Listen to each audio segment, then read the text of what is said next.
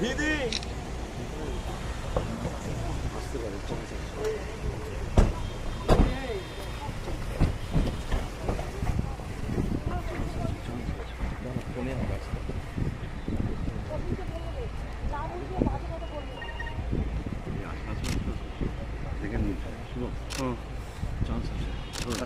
দিদি দিদি সঙ্গের সঙ্গে আমার কোনো কথা হয়নি, তাকে আমার কোনো কথা হয়নি এবং আমি প্রস্তাব দিয়েছিলাম, ওরা প্রথম দিনই প্রত্যাখ্যান করেছে।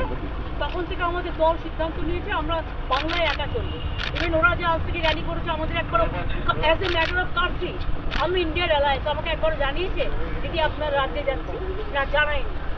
সুতরাং আমার সাথে কোনো সম্পর্ক নেই বাংলার ব্যাপারে।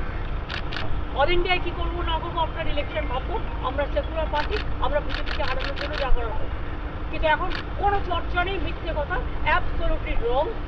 মিথ্যেটা আমি বলবো না বলতে, অ্যাবসলিউটলি রং। কোনো কাগজ এটাকে নিয়ে পলিটিক্স করছে, এটা রং। আর একটা কথা বলে দেয়, কাজল শেখকে নিয়ে অনেকে পলিটিক্স করছে। ও তো জেলা পরিষদের সভাধিপতি আছে, আর ওকেও দুটো দায়িত্ব দেওয়া আছে নাটক তেতুলবাগ। এত মিথ্যে কথা আপনারা কেন বলবেন, কেন লিখবেন? দিদি শেখ শাহজাহানের বাড়িতে ফের ইডি রেড হলো আজকে। দিদি জোটে থাকবেন কি?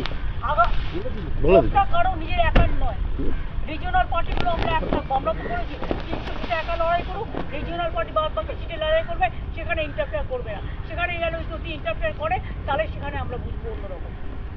আর ইডি কালকে তোমার বাড়িতেও রেড হবে।